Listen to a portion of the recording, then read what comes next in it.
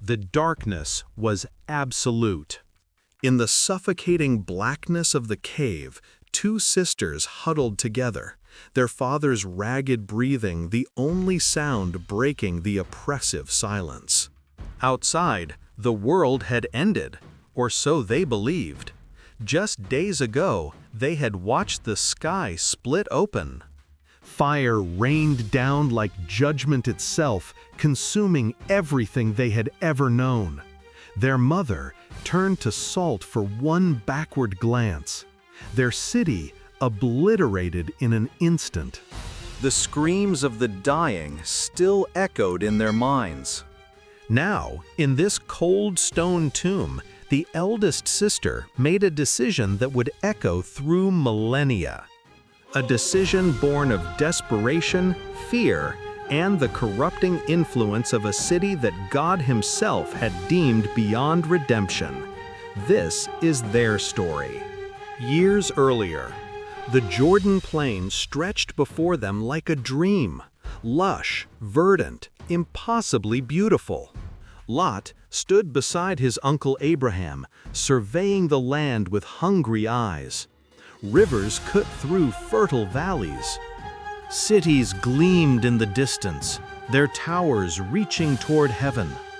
Trade caravans wound through the landscape like jeweled serpents, bearing wealth from distant lands. "Choose," Abraham said, his voice kind but weary. They had too many flocks, too many servants. The land couldn't support them both. If you go left, I'll go right. If you go right, I'll go left. Lot's gaze fixed on the cities of the plain: Sodom, Gomorrah, Admah, Zeboim. Even from this distance, he could sense their prosperity, their sophistication, their possibilities. "I'll take the plain," he said, not meeting his uncle's eyes. Abraham nodded slowly, understanding more than Lot realized. The old man had seen the same beauty, but he had also felt something else. A spiritual wrongness that hung over those cities like invisible smoke. Lot didn't feel it, or perhaps he chose not to. At first, he pitched his tent near Sodom, just close enough to trade, to visit, to taste the exotic pleasures the city offered. His daughters were young then, innocent, their eyes wide with wonder at the magnificent buildings, the colorful markets, the strange customs. Then one day, Lot moved his tent into the city. It happened gradually, like a frog in slowly heating water. First, he bought a house. Then he took a seat among the city elders at the gate. His daughters grew up walking streets where immorality wasn't whispered about, it was celebrated. Where cruelty was entertainment. Where the very concept of mercy was considered weakness. Scripture would later say that righteous Lot was tormented day by day by the lawless deeds he saw and heard. But tormented or not, he stayed. And with every passing year, his daughters absorbed the values of Sodom like children breathing poisoned air. They learned that desire trumped morality, that power justified anything, that the gods, if they existed at all, didn't care what humans did in the dark. Lot's altar disappeared. His prayers grew sparse. And though his soul writhed in discomfort, he convinced himself that his family's prosperity was worth the spiritual cost. He was wrong. The two strangers arrived at sunset, when the shadows grew long and the city's true nature began to emerge. Lot sat at the city gate, as was his custom, watching the stream of humanity flowing past. When he saw them, something in his spirit stirred, recognition of something he'd nearly forgotten. "My lords," he called out, rushing forward and bowing low. "Please, turn aside to your servant's house. Spend the night, wash your feet, and then you can go on your way early in the morning." The strangers initially refused, but Lot insisted with unusual urgency. Something deep within him knew that these men could not spend the night in the city square, not in Sodom, not safely. They relented. At his house, Lot prepared a feast. His wife and daughters moved about nervously, sensing their father's agitation. The visitors ate, and for a brief moment, Lot felt a whisper of the peace he'd once known living near Abraham's tents. Then came the pounding on the door. "Lot!" The voices outside were ugly, filled with cruel anticipation. "Where are the men who came to you tonight? Bring them out to us so we can know them." Lot's blood turned to ice. He glanced at his daughters, seeing their fear, their understanding of what "no" meant in this context. They had grown up in Sodom. They knew exactly what the mob wanted. The pounding grew more violent.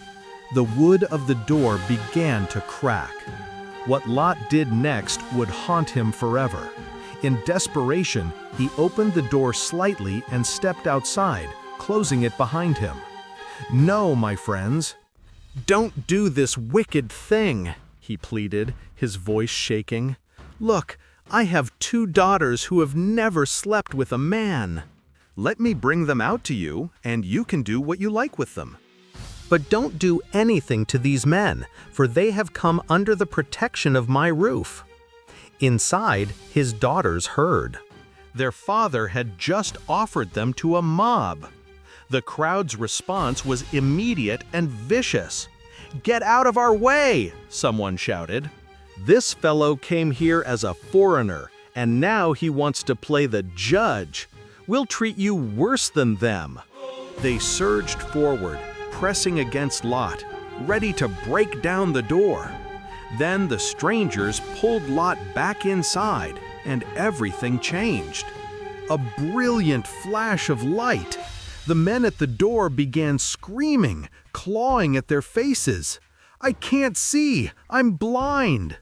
The angels, for that's what they were, turned to Lot with terrible urgency. "Do you have anyone else here?" they demanded. "Sons-in-law, sons, daughters, or anyone else in the city who belongs to you? Get them out of here, because we are going to destroy this place." The outcry to the Lord against its people is so great that he has sent us to destroy it. Lot ran through the night streets to his daughter's fiancés. "Hurry! Get out of this place, because the Lord is about to destroy the city." They laughed in his face. They thought he was joking. Dawn was breaking when the angels seized Lot's hands, along with his wife and 2 unmarried daughters. They physically dragged them out of the city. "Flee for your lives," the angels commanded. "Don't look back, and don't stop anywhere in the plain. Flee to the mountains, or you will be swept away." Lot, terrified, begged for mercy. "Not the mountains, my lords, please. Let me flee to that small town over there, Zor. It's very small, isn't it? Let me flee to it. It's very small, and my life will be saved." The angel agreed, and they ran. Behind them, the sky began to change. What happened next would be seared into human memory for millennia. Fire fell from heaven. Not metaphorical fire, not symbolic judgment.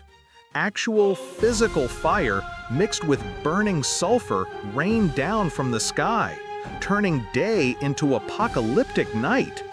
The temperature became unbearable. The air itself seemed to scream. Sodom erupted into an inferno. Buildings exploded. The screams were mercifully brief. Nothing could survive that heat. Gomorrah followed. Then Admah. Then Zeboim. The entire plain transformed into a blazing hell in moments. The ground heaved and cracked. Geological upheaval accompanied the fire. The cities didn't just burn, they sank, swallowed by the earth itself, as the valley floor collapsed into what would become the Dead Sea. Lot ran, his daughters beside him, their lungs burning from the superheated air. And then his wife stopped. Perhaps she thought of her home, her possessions, her friends. Perhaps she couldn't resist one last look at the only life she'd ever known. Perhaps she simply couldn't comprehend that it was truly gone. She turned her head.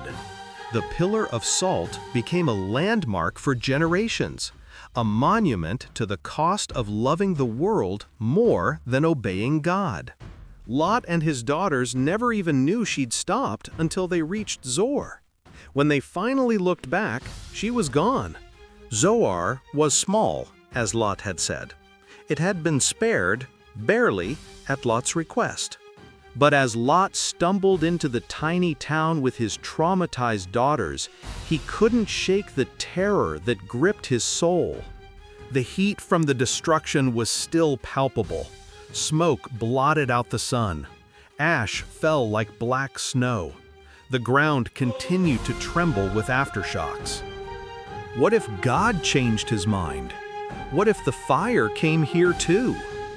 המילה העברית שמרוצת לחד לא צפיר היא ירא, not simple concern, but paralyzing, soul-deep terror.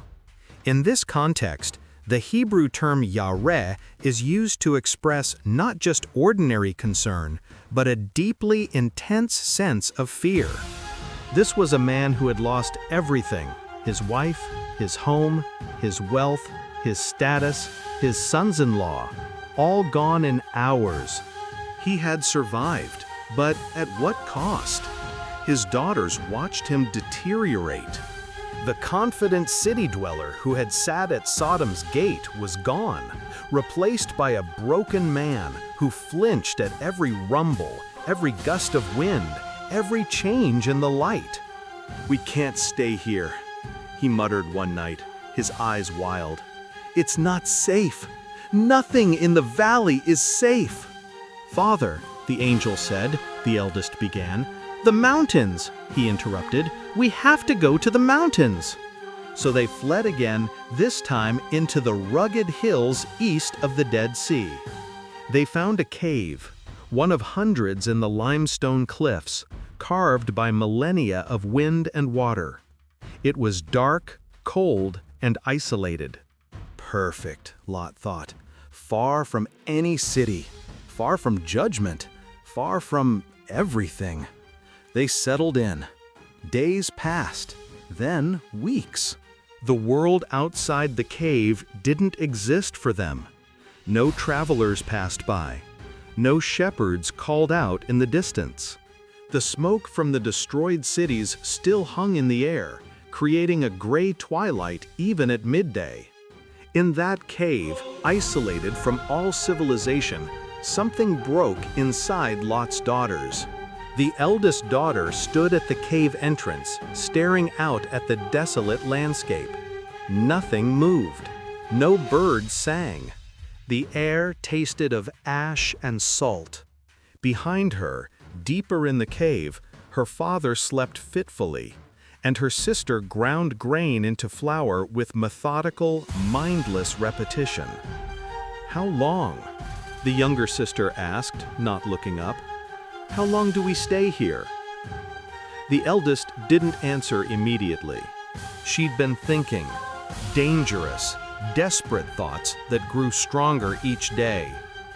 "There's no one left," she finally said, her voice flat. "You don't know that. Look around!" The eldest's voice rose, echoing off stone walls. "Look at what happened! The whole plain destroyed! The fire, the smoke, it covered everything. We barely escaped. Mother didn't escape. Those men Mother wanted us to marry didn't escape. No one escaped but us." The younger sister's hands stilled on the grinding stone. "Abraham, Uncle Abraham is still out there. He lives far from the plain." "We don't know that." We don't know anything except that we're here, in this cave, and the world outside is dead." Silence stretched between them. Then the eldest spoke the thought that had been growing in her mind like poison. "Our father is old." The younger sister looked up sharply. "He's old," the eldest repeated, "and there is no man left in all the earth to come to us in the manner of all the earth. What are you saying?" The eldest turned from the entrance, her face hard with resolve born of fear. "I'm saying that if we do nothing, our father's line ends here. His name dies. Everything he was, everything he survived, it disappears as if he never existed. We can wait. Surely there are others." "Who? Where?" "Sister, open your eyes. God destroyed the cities, not just Sodom, but all of them, thousands dead in moments. What if that was just the beginning? What if he's destroying everything? For all we know, we're the last people alive." The younger sister stood, backing away. "No, you can't mean." "It's our duty," the eldest cut her off. "In Sodom, we learned that family is everything. Preserving the line is the highest obligation. Every culture teaches this. Sodom is ash, but the principle remains." The eldest grabbed her sister's shoulders. "Don't you understand? This isn't about desire or pleasure. This is about survival, about duty, about ensuring that father's line continues. What you're suggesting is—" The younger sister couldn't even say it. "Necessary," the eldest finished firmly. "Come, let us give father wine to drink. And I will lie with him tonight, that we may preserve offspring from our father." The younger sister stared at her in horror. But the eldest's eyes were filled with a terrible certainty, the certainty of someone who had reasoned their way to justifying the unthinkable. "Tomorrow night," the eldest continued, her voice softer now, almost gentle, "you will do the same, and our father's name will live on." In that moment, the corruption of Sodom achieved its final victory. The city was destroyed, but its values, the belief that any act could be justified if the reasoning was sound, that human desire trumped divine law, lived on in the hearts of two terrified women who had breathed its air for too long. The first night unfolded like a nightmare in slow motion. The eldest daughter brought their father wine, precious wine they'd salvaged from Zor. In the desolation of the cave, it was a rare comfort, and Lot drank it gratefully. He drank to forget, to numb the images burned into his mind, the sky splitting open, his wife's final moment, the screams of the dying. He drank to silence the questions that tormented him. Why did God spare me? Why did I offer my daughters to the mob? What kind of man am I? The wine was strong. The cave was dark. His daughters' faces blurred in the flickering lamplight. He drank more. The eldest watched him carefully, measuring the moment. She had grown up in Sodom, where manipulation was an art form, where the wealthy used wine and seduction as tools of power. She knew exactly how much he needed to drink. When his eyes grew glassy and his words began to slur, she acted. The biblical text is stark in its brevity. She went in and lay beside him, but he did not know when she lay down or when she got up. The righteous man who had once discerned angels couldn't discern this. The wine had stolen his consciousness, his will, his very awareness of sin. In his drugged state, his body responded without his mind's participation or consent. What occurred that night was not intimacy, it was exploitation. A daughter using her father's body while he was unconscious, justifying it all the while as preservation, as duty, as necessity. When dawn came, Lot awoke with fragmented memories and a pounding head. Had he dreamed? The cave was the same. His daughters moved about their morning tasks as always. Perhaps it had been a nightmare, another horror to add to his collection. He didn't ask, didn't want to know. The wine had given him oblivion, and he clung to it. The next day, the eldest approached her younger sister with triumph poorly concealed. "Look," she said, her voice low and urgent. "Last night I lay with our father. Let's give him wine tonight also. You go in and lie with him, so that we may preserve offspring from our father." The younger sister had spent the entire day in turmoil. Part of her was horrified, but another part, the part shaped by years in Sodom, the part terrified of extinction, whispered that perhaps her sister was right. Their father was old. The world seemed dead. What other choice did they have? So that night, the ritual repeated. More wine, more darkness, more exploitation of an unconscious man. He did not know when she lay down or when she got up, Scripture repeats, emphasizing the totality of Lot's unawareness. 2 nights, 2 daughters.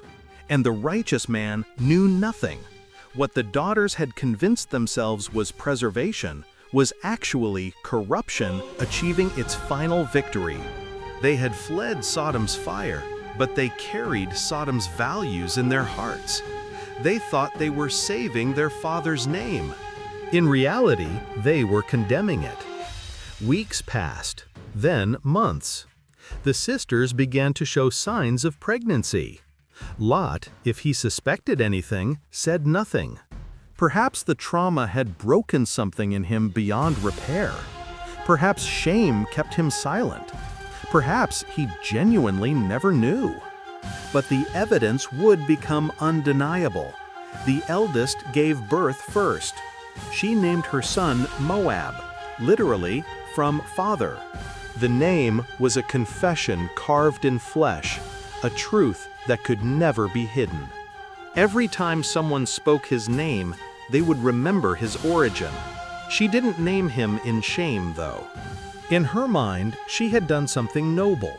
She had preserved the family line. She had ensured survival. The younger sister gave birth next. She named her son Ben-Ami, son of my people, a softer name, less obviously incriminating. An attempt to normalize what had happened, to frame it as something communal rather than individual.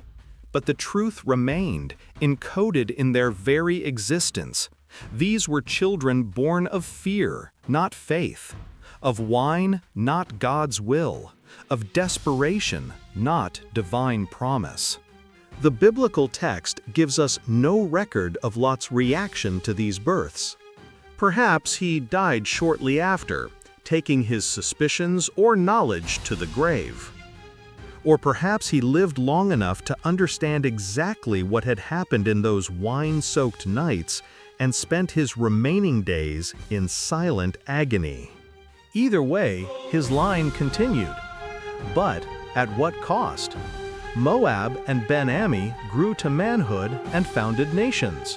The Moabites settled on the fertile plateaus south of the Arnon River. The Ammonites claimed the hills around what would become Ammon. Both nations prospered. Both built cities, established trade, developed sophisticated cultures. To an outside observer, they were success stories, peoples who had carved out thriving kingdoms in challenging terrain. But spiritually, they were poisoned from birth. The Moabites worshipped Chemosh, a deity who demanded human sacrifice. The Ammonites bowed to Molech, whose bronze arms grew red-hot as living children were placed in them, their screams drowned out by drums and chanting. These weren't random choices of deities. They reflected something broken at the core of these peoples, a spiritual corruption that traced back to that cave, those nights, that wine. When Israel emerged from Egypt centuries later, these nations, distant cousins by blood, became bitter enemies. The Moabites refused to provide bread or water to the wandering Israelites. They hired the prophet Balaam to curse God's people. Later, Moabite women seduced Israelite men at Shittim, drawing them into the worship of Baal Peor. 24,000 Israelites died in the resulting plague. What had begun as private sin in a cave had become public corruption affecting thousands. The Ammonites were even worse. They raided Israel's borders, enslaved their people, and later allied with Babylon against Jerusalem. Their king Nahash offered to make peace with the city of Jabesh Gilead, only if he could gouge out everyone's right eye as a disgrace to all Israel. Cruelty seemed embedded in their national character. God's law was explicit. No Ammonite or Moabite or any of their descendants may enter the assembly of the Lord, not even in the 10th generation. The stain of their origin followed them through history. But here's where the story takes an unexpected turn. Centuries after Lot, during the period of the Judges, a famine struck Israel. A man named Elimelech took his wife Naomi and their 2 sons to live in Moab, ironically seeking refuge in the land born of that desperate act in the cave. The sons married Moabite women. One was named Ruth. When Elimelech and his sons died, Naomi prepared to return to Israel. She told her daughters-in-law to go back to their families. One did, but Ruth refused. Her words became some of the most beautiful in Scripture. "Don't urge me to leave you or to turn back from you. Where you go, I will go, and where you stay, I will stay. Your people will be my people, and your God, my God. Where you die, I will die, and there I will be buried. May the Lord deal with me, be it ever so severely, if even death separates you and me."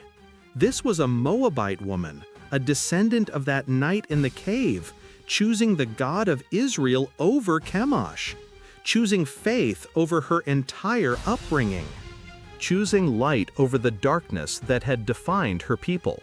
She returned to Bethlehem with Naomi. There she met Boaz, a wealthy landowner. He showed her kindness, then more than kindness.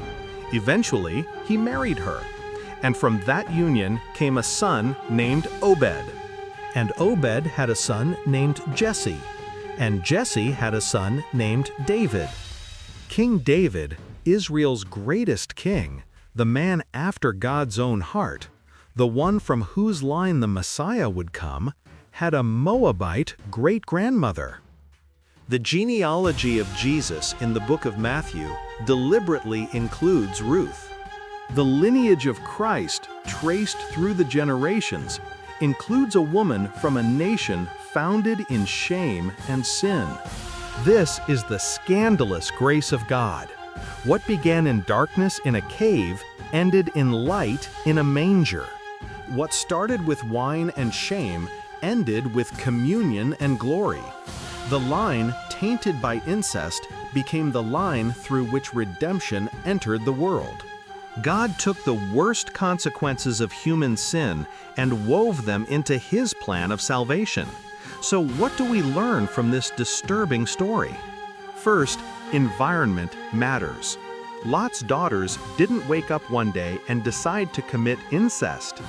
They were shaped by years in Sodom, absorbing its values, learning its ways of thinking. By the time crisis came, they had no spiritual foundation to stand on. The lesson: guard what shapes you. The culture you swim in will eventually flow through you. Second, fear without faith produces sin dressed as wisdom. The daughters' reasoning seemed sound, but they never prayed, never sought God, never waited for His provision. They took matters into their own hands, and the result was disaster. The lesson: when fear drives decision-making instead of faith, even good intentions produce terrible outcomes. Third, yesterday's compromise becomes today's catastrophe. Lot's decision to live in Sodom set in motion a chain of events that led to this cave. He tolerated evil for years, lost his spiritual sensitivity, and raised daughters without teaching them to seek God. The lesson: small compromises compound. What you tolerate today shapes what you become tomorrow. Fourth, the consequences of sin extend beyond the individual. Lot's choices affected his daughters. His daughters' choices affected entire nations. Moab and Ammon became perpetual thorns in Israel's side, causing suffering for generations. Your decisions ripple outward, affecting people you'll never meet. Finally, and most importantly, God's grace is bigger than our worst failures. Ruth shouldn't have been possible. A Moabite woman in the lineage of Christ? It defies logic. But that's grace. It doesn't make sense by human standards. It takes the broken, the shameful, the impossible, and transforms it into something beautiful. The daughters of Lot made a terrible choice. But thousands of years later, one of their descendants made a different choice, and everything changed. That's the ultimate message of this story. The cave doesn't have to be the end. Shame doesn't have to be permanent. The line infected with sin can become the line through which salvation flows.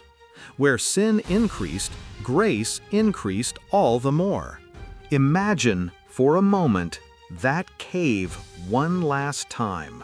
Two sisters holding newborns, looking into tiny faces and seeing their father's features staring back at them. The weight of what they've done settling onto their shoulders like stone.